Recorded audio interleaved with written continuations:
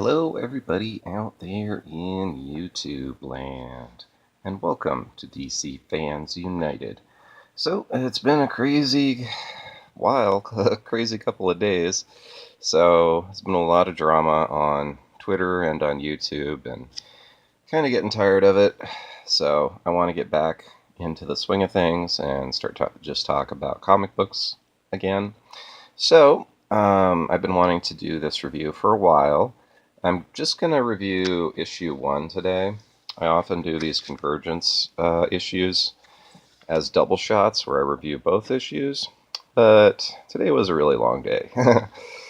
So I'm just going to review issue 1 for now, and then we'll get issue 2 in the future. So I often like to review these as double shots because they are always 2 shots, these Convergence tie-ins. So this one's really epic, and I think it's worth stretching out into 2 videos. So we're just going to do issue 1 today. So this one's quite interesting. You've actually got pre-crisis Earth 2 Metropolis against Moscow, Russia, but it's the Red Sun universe. So essentially pre-crisis Earth 2 against Red Sun. So that's kind of an interesting dynamic, I think. That's one thing I like about these, is they get all the Elseworlds and whatnot involved. So this is Metropolis.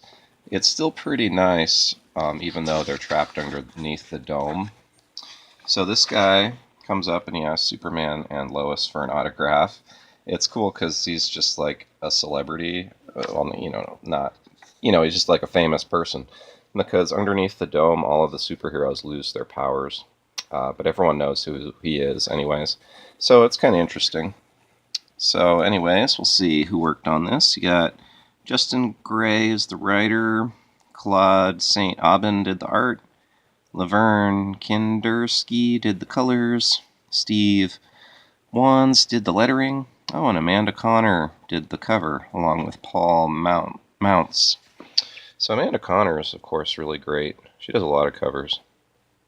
So yeah. They're just in the park there. It's just kind of giving you a little bit of what's going on. Essentially just showing you that Superman doesn't have his powers anymore. So they talk a little bit, and Lois is asking about how he feels having lost his powers. And he's not too happy about it, to be honest.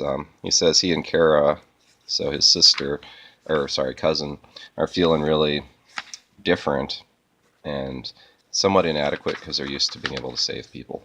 So then we see the Red Sun universe where they're at, and it's pretty neat. I mean, the art and everything's really good throughout this, I thought. So this is interesting too. So there's Stalin talking, and he's got Red Sun Superman, and then their Wonder Woman, Soviet Wonder Woman, and he actually has Lex Luthor, but Lex is an American still. And he's just pretending to work for Stalin, so he's just like talking crap and gets Stalin all mad.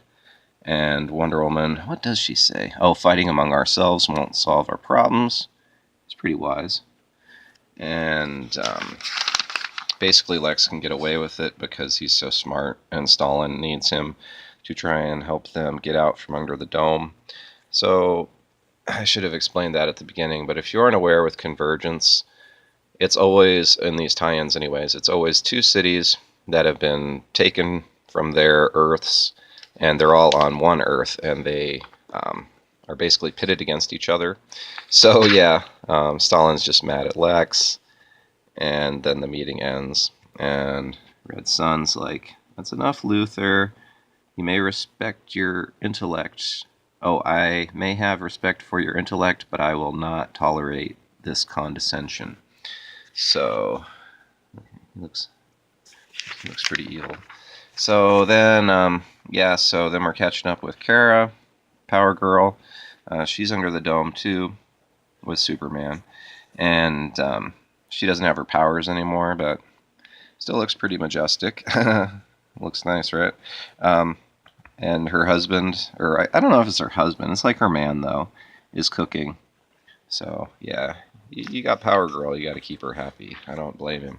So yeah, he's giving her the pasta sauce. This part too is kind of like one of those It made me think of one of those outrage covers that Frank Cho does. Where with the wheat cakes, because he's feeding her the pasta sauce, and she's like, "You're gonna make me fat, Andrew. I've gained 15 pounds since the dome weight went up."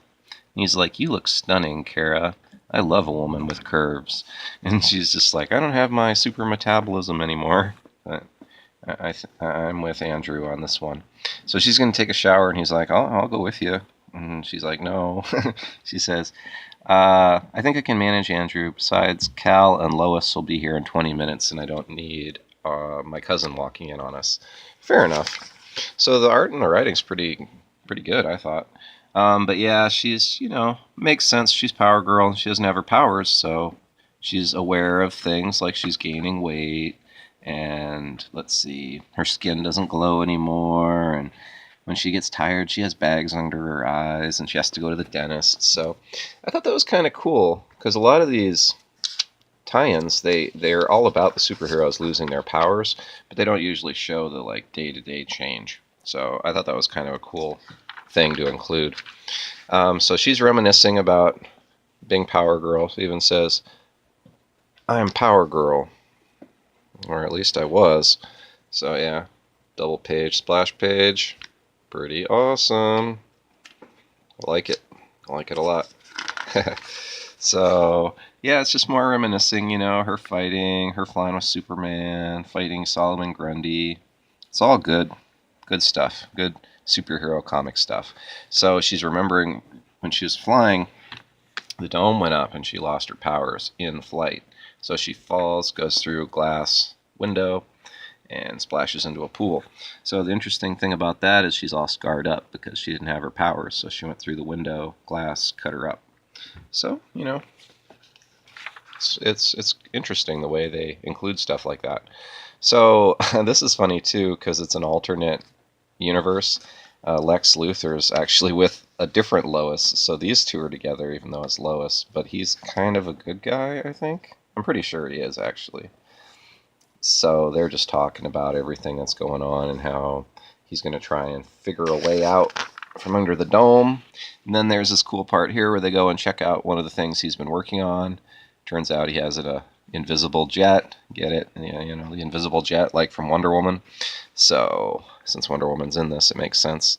So he's got the invisible jet. And actually, the Russians had already invented it, but he made it so the pilot was invisible, too. He says, "It is definitely an improvement. You used to be able to see the pilot, which was ridiculous." So poking a little fun at the invisible jet, Wonder Woman. Superman stops by to tell him he better stop antagonizing Stalin or he's going to get killed. And he says, "I can't protect you anymore," and leaves. And then, Superman and Power Girl and Lois and Andrew are hanging out. Lois gets upset because she's tired of hearing about the dome, and that's all they're talking about. And then the dome comes down. So this always happens. The dome comes down, the heroes get their powers back, and they have to go and fight. So the dome itself always shows all the, well, not all, but a lot of the alternate Earths and stuff. So that's always interesting. And then you see it happens in Moscow too. So really nice full page of Red Sun Wonder Woman. So really good comic, I think. I like it a lot. Read it a bunch of times. And yeah, we'll get issue 2 next time. I'm going to shoot for tomorrow. So that's all for now. Thanks for watching. Really appreciate it. You guys are awesome. We went past 1,200 subscribers and 100,000 views. I know that's not a lot for like big time YouTube channels. They get that much on one video, but for me, for my channel, passing 100,000 views means a lot. So thank you guys for watching. Really appreciate it. Hit the bell for notifications. Be sure and subscribe if you haven't already. And as always, thank you for watching and being a part of DC Fans United.